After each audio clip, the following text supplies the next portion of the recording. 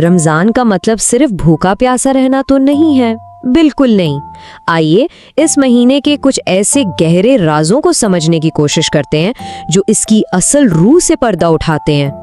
یہ رمضان شاید ہمارے لیے بہت مختلف ہو سکتا ہے، کیونکہ آج ہم ایک کہانی سنیں گے، ایک ایسی داستان جو روزے کے اصل مقصد کو کھول کر سامنے رکھ دیتی ہے۔ یہ کہانی ہے نفس، یعنی ہماری میں اور اس کے خالق کے درمیان ایک بھولی بسری گفتگو کی۔ تو سب سے پہلا اور سب سے بنیادی سوال جو ذہن میں آتا ہے وہ یہ ہے کہ آخر اللہ تعالیٰ اپنے بندوں کو بھوکا کیوں رکھنا چاہے گا؟ بھوک محسوس کروانے میں آخر کیا حکمت ہے؟ اس سوال کا جواب ایک بہت ہی گہری اور طاقتور کہانی میں چھپا ہے۔ یہ کہانی شروع ہوتی ہے نفس کی تخلیق سے۔ جب اللہ تعالیٰ نے نفس کو بنایا تو اس سے پوچھا، میں کون ہوں اور تو کون ہے؟ نفس نے بڑے تکبر سے جواب دیا، تو ہے اور میں ہوں۔ اسے سزا کے طور پر آگ میں ڈالا گیا، لیکن ہزاروں سال جلنے کے بعد بھی جب اس سے پوچھا گیا تو اس کا جواب وہی تھا۔ آگ اس کا غرور نہ توڑ سکی۔ پھر اسے بھوک کی آزمائش میں ڈالا گیا۔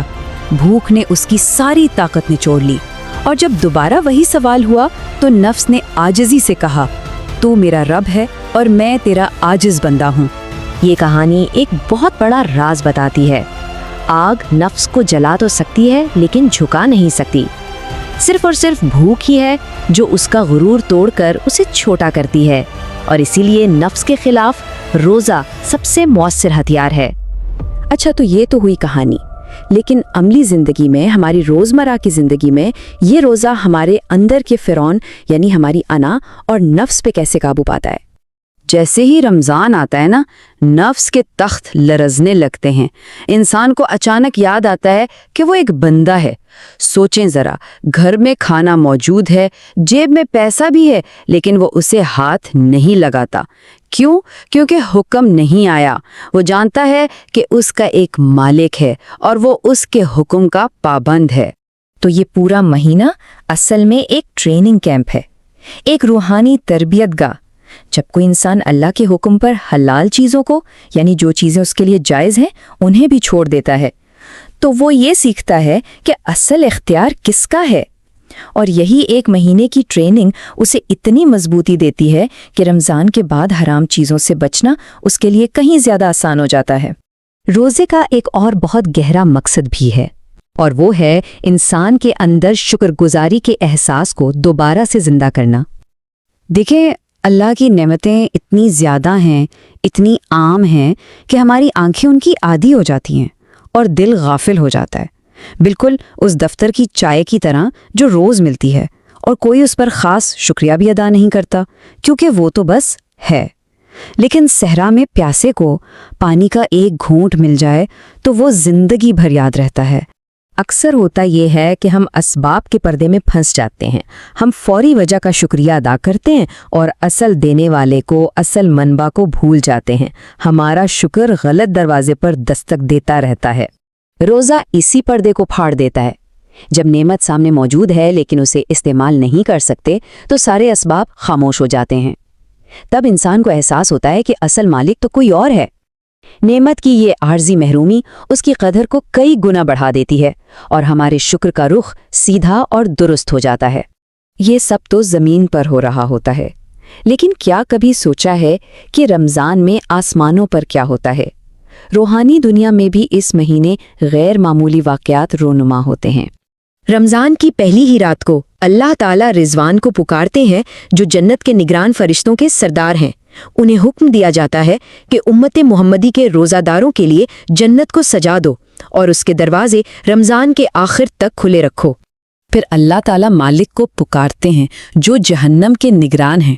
انہیں حکم ہوتا ہے کہ امت محمدی کے روزہ داروں کے لیے جہنم کے دروازے بند کر دو تاکہ رحمت کا نزول مکمل ہو سکے۔